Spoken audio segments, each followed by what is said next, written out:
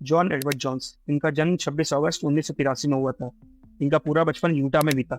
John अपनी studies में बहुत अच्छे थे और स्टडीज के साथ साथ एडवेंचर्स और आउटडोर एक्टिविटीज में भी बहुत अच्छे थे। वो बचपन से अपने दोस्तों के साथ कैंपिंग या अलग अलग किस्म के एडवेंचर ट्रिप पे जाया करता था और इस सब चीज़ों में जॉन के पेरेंट्स भी उसे सपोर्ट किया करते थे।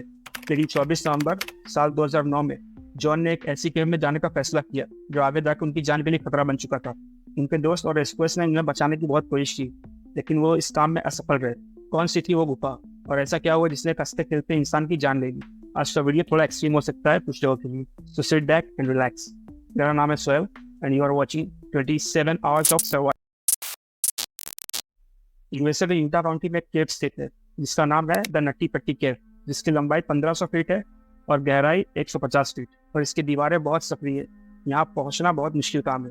जॉन, जिसकी उम्र 26 साल है, जो जॉब के सिलसिले में हमेशा अपने शहर से दूर रहता है, तो छुट्टियों में अपने शहर यूटा फिर से एक बार वापस आया।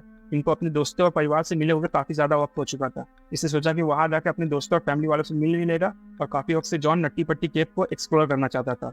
वो भी कर लेगा दोस्तों के साथ। घर आने के बाद वो अपने परिवार वालों से मिला और 24 नवंबर को वो निकल पड़ा नट्टी पट्टी केव को एक्सप्लोर करने अपने दोस्तों के साथ। लेकिन वो नहीं जानता था कि आने वाले कुछ घंटे उसकी जिंदगी के सबसे कठिन और आखिरी कुछ घंटे होने वाले हैं। नट्टी पट्टी केव में एक ऐसा सेक्शन है जिसे बर्थ कैनाल कहा जाता है, जिसमें कोई कम हाइट का और बहुत ही पतला इंसान भी सीकुड़ पे जाना पड़ता है, और इसके बावजूद भी कई लोग उसमें फंस जाते हैं, जिनको बाहर निकालने के लिए रेस्क्यू टीम को आना पड़ता है। और यही चीज को देखते हुए बहुत सालों पहले गवर्नमेंट ने इस केव को बंद कर दिया था, लेकिन फिर से इसे मार्च 2009 में खोल दिया गया पब्लिक के लिए। लेकिन इस केव में जाने से पहले कुछ रूल्स थे, इनको फॉलो करना पड़ता है। केव में जाने से 21 दिन पहले ही परमिशन के लिए अप्लाई करना पड़ता है, और हर ग्रुप में कोई भी 2 एक्सपीरियंस केवर होना बहुत जरूरी है। जॉन और इसका छोटा भाई जॉस, क्योंकि काफी एक्सपीरियंस केवर थे, उस वजह से इनको आसानी से परमिशन मिल जाती है। ये लोग तकरीबन रात के 8 बजे करीब केव के अंदर जाने का फैसला करते हैं। केव की चौड़ाई लगभग 30 इंच होती है, और अगर सब कुछ ठीक होता है तो ये लोग 2.5 से 3 घंटे में केव से वापस लौट आते। केव के अंदर जाने के बाद लगभग 1 घंटे तक ये लोग आगे बढ़ते रहे, और अभी तक इन्हें कोई प्रॉब्लम नहीं हो रही थी, सब कुछ सही चल रहा था। लेकिन कुछ देर चलने के बाद ये लोग रुककर केव का मैप देखने लगे।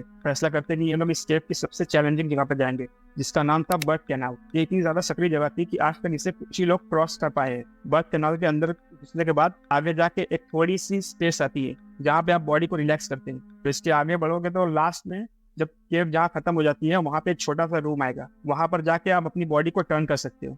उससे पहले कहीं और टर्न नहीं कर पाओगे। लेकिन ये जगह इतनी सक्रिय है कि अच्छे से अच्छे केवर को भी अंदर जाके घुटन होने लगती है। जॉन और इसके छोटे भाई जॉस को ये जगह मिल जाती है और वो लोग अंदर चले जाते हैं। लेकिन बाद में पता चलता है कि ये लोग रास्ता भटक गए हैं और बर्थ कैनाल की जगह कहीं और ही चले गए। जॉन अपने छोटे भाई जॉस से 15 फीट आगे चल रहा था।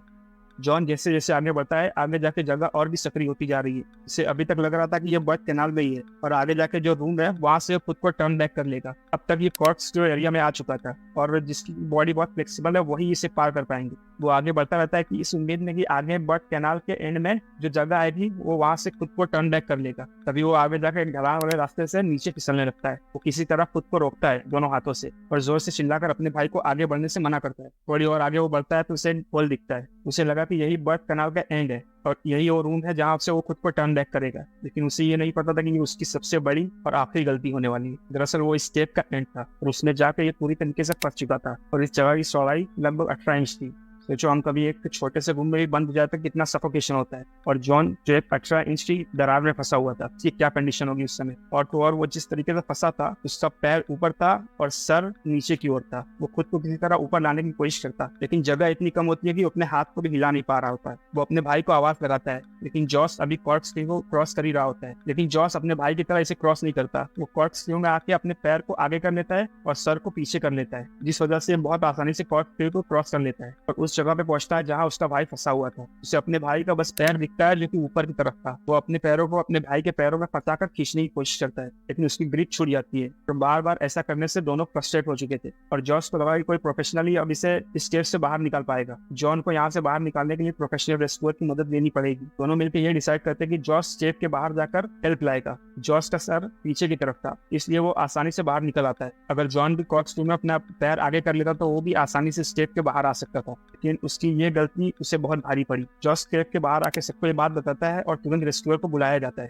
लेकिन डॉक्टर्स का कहना था कि जॉन उस गुफा में अपसाइड डाउन पोजीशन में फंसा हुआ है। जिस वजह से 8 से 10 घंटे के अंदर जॉन की बॉडी के ऑर्गन्स एक एक करके फेल होना शुरू हो जाएंगे, जिसके बाद उसकी हार्ट अटैक से जान भी जा सकती है। जॉन को रेस्क्यू करने के लिए पहले एक लेडी को अंदर भेजा गया जिसका नाम था सूजी, जिसकी हाइट 5 फुट 3 इंच थी और वो आसानी से जॉन तक पहुंच गई। अब तक जॉन को अंदर फंसे हुए 8 घंटे हो चुके थे। वो रेस्क्यूअर अंदर जाकर जॉन से बात करती है और जॉन को एक उम्मीद मिलती है कि शायद अब उसे स्केप से बाहर निकाल लिया जाएगा, लेकिन सूजी को सिचुएशन देख के पता लग चुका था। सिचुएशन जितनी खराब दिख रही है उससे कहीं ज्यादा बुरी है। सूजी जॉन के पैर में रस्सी बांधती है, लेकिन वहां तक पहुंचने का रास्ता इतना आड़ा टेढ़ा था कि रस्सी को खींच नहीं पा रहे थे बाहर की ओर। सूजी से जितना हो सकता था उसने वो सब किया, लेकिन 2 घंटे बाद उसे भी स्केप से वापस लौटना पड़ता है। रेस्क्यूअर से डिसाइड करते हैं कि ये लोग एक कूलिंग सिस्टम इंस्टॉल करेंगे और जॉन को मशीन की मदद से बाहर खींचा जाएगा, लेकिन इस काम में कई घंटों का वक्त लगने वाला था। और इस केव के अंदर जगह इतनी कम थी कि छोटे इक्विपमेंट को ही केव के अंदर ले जाया जा सकता था, और इक्विपमेंट के साथ कोई एक छोटे कद का आदमी अंदर जा सकता था। जॉन को वहां फंसे हुए लगभग 12 घंटे हो चुके थे और ये 12 घंटे जॉन पूरी तरीके से अपसाइड डाउन पोजीशन में था। उसका पैर ऊपर और सर जमीन की ओर। तो ह्यूमन बॉडी की भी कुछ लिमिटेशंस होती है,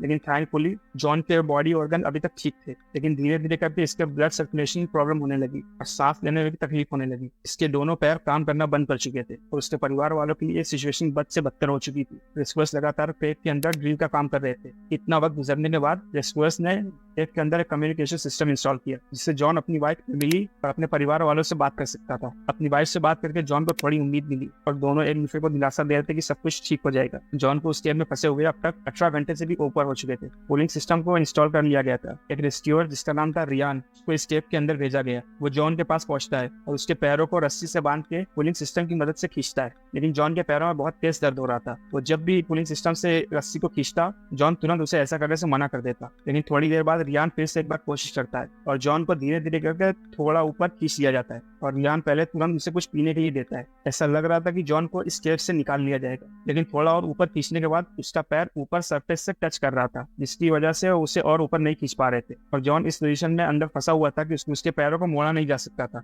तब रियान को लगा कि बस एक ही रास्ता है जॉन को बाहर निकालने का, जॉन के पैरों को तोड़ना पड़ेगा। लेकिन उसी बीच जो बोल्ट जॉन के ऊपर लगाया गया था उसे खींचने के लिए, वहां से छटक जाता है और सीधा जाकर रियान के सर पे लगता है और रियान तुरंत वहीं पे बेहोश हो जाता है और जॉन सीधा जाकर वापिस उस गड्ढे में गिर जाता है सर के बल। और उसके बाद जॉन की ओर से कोई रिस्पॉन्स नहीं आया। रियान को जब होश आता है तो उसका सर खून से लथपथ था। उसे तुरंत केव से बाहर निकाल लिया जाता है और हॉस्पिटल भेज दिया है और जॉन के पास ये आखिरी रास्ता था इस केव से बाहर निकलने का। लेकिन उसके बाद जॉन के फादर डेव खुद केव में जाने का फैसला करते हैं। डेव इस केव में जाते हैं और जो टूटा हुआ कूलिंग सिस्टम था उसे रिपेयर करते हैं और फिर से जॉन के पैरों को रस्सी से बांधने की कोशिश करते हैं, लेकिन जॉन की ओर से कोई रिस्पॉन्स नहीं आ रहा था और ऐसा इंसान जो केव में होश में नहीं है उसे खींचना बहुत ज्यादा मुश्किल था। जॉन के फादर खुद भी इस केव में कुछ देर के लिए फंस गए थे, लेकिन थोड़ी देर बाद उन्हें किसी तरह इस केव से बाहर निकाला जाता है और उसके बाद एक और रेस्क्यूअर ब्रैंडन कोल को अंदर भेजा गया है। वो जाके फिर से कम्युनिकेशन सिस्टम को ऑन करते हैं और जॉन के परिवार वाले जॉन से बात करने की कोशिश करते हैं, लेकिन जॉन की ओर से कोई भी रिस्पॉन्स नहीं आ रहा था। कुछ देर बाद केव के अंदर एक मेडिकल प्रोफेशनल को भेजा गया।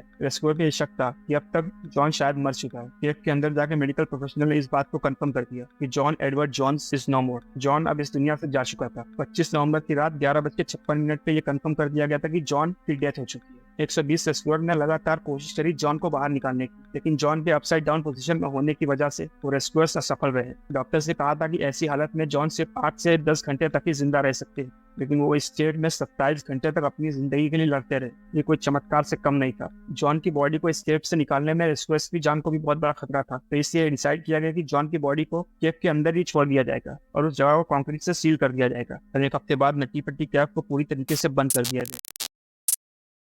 दैट्स इट गाइस, हमारा आज का वीडियो। उम्मीद है कि आपको वीडियो अच्छा लगा हो।